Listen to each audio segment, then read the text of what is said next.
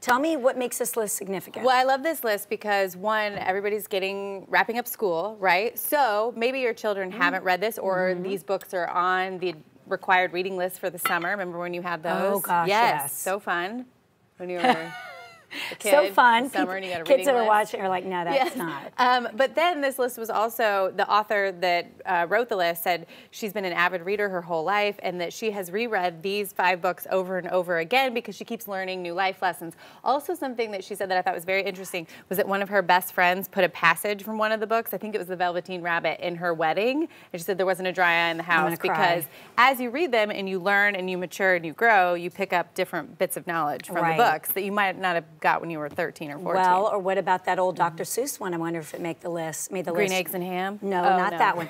Oh, oh, The Places You'll Go. When I first moved to California, at my old TV station, one of my dear friends, Elisa Berkowitz, gave me that book. Oh, The Places You'll Go. And That's I remember so funny going, you say that. Wow. I have that little poster hanging up in like in my closet. I was gonna say closet, but I don't really have. It's not like I'm like laying in my closet reading posters on the wall. Exactly.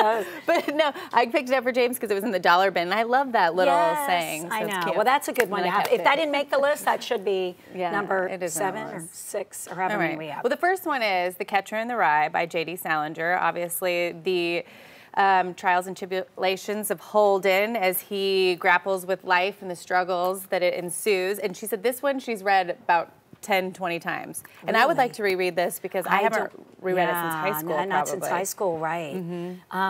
Interesting. I love the fact that she gleans new information or new knowledge or new insight because at different points in your life, something may resonate with you more than something else. Yeah, it's really good. Okay, let's This next one stuck with me, and I do remember it very clearly, The Velveteen Rabbit. Yes, my mom, I remember that one. This? Yes. So it is the story of how the child's rabbit wants to become real through the child's love.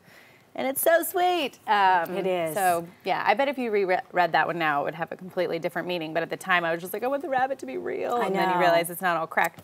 It's cracked up. Exactly. Yes. Okay, that's another one. So this one isn't maybe one that you've heard of, but A Bargain for Francis by Russell Hoban. And this is actually written also with his wife, who did the illustrations, which I thought was very cool.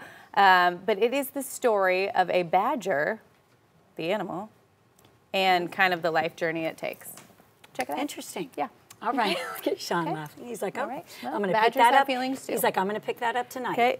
Aren't you, Sean? We're going to buy you a copy. Very good life lessons. All right. Okay. Okay. A Wrinkle in Time. We're reading that now. You are reading that, and you saw the movie, correct? I saw them, and I didn't want to, but the girls begged. Like, I'd love to finish the book before. It just didn't work out that way. But, but yeah, we're reading it now. It seems a little, you know, Caroline's getting through it. But, yeah. So well, she said the good thing about it is that the female. I don't think I've ever read this book. Yeah, I hadn't either. Okay, but it's a female protagonist who's very strong. So it is teaching you that as females, we are the narratives of our own world in which we live. Well, it's just almost like she doesn't realize how strong she is. Right. So that's and then I like that. She gets her strength. She gets her wisdom and her strength. So it's very good. The movie's cute too. I mean, I hadn't heard of this next one either, but I'm intrigued. The Little Rabbit Who Wanted Red Wings by Carolyn Sherwin Bailey. So she said this is a story about how the rabbit, like it says, wants red wings, but then when the rabbit gets red wings, he realizes, or she realizes, that they were perfect all along. And she said the book has actually come under criticism because people were saying that it's not celebrating diversity, but she said no, that she read it as in that's exactly what it's doing, and that you should be happy with who you are and you shouldn't want for anything else. Yeah, I love that. I hate when people try to dissect someone's intentions or something. She knows what she wanted people to get out of the book, yes. So what was what? My favorite book growing up, Lance? Oh, that's a toughie. Oh, is that what he asked? I'm going to be honest, my ear sounds like there's a tornado. Okay, so pull that thing out. It's very loud. I'm just going to take it out. Okay. It's like, what? I know. My mom had The Giving Tree. Oh, that's a good one. That was a good one, yeah. You guys read The Giving Tree, Nancy? Yes. Nancy Waldeck, right? I know she That's really good. I need to break that one out for my kids. Then, weirdly enough, when my parents were going through divorce, sure. It's weird that at 13, 14, I started reading this book, but it's a Dr. Leo Buscaglia.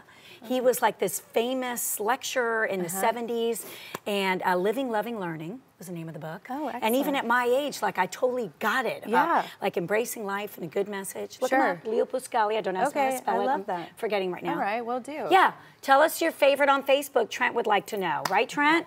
Yeah, Trent. That would be excellent.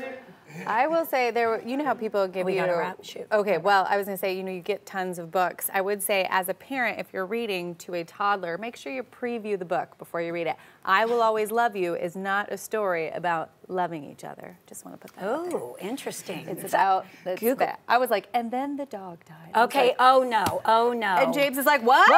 I was like, oh. You're like, oh, this took a weird turn.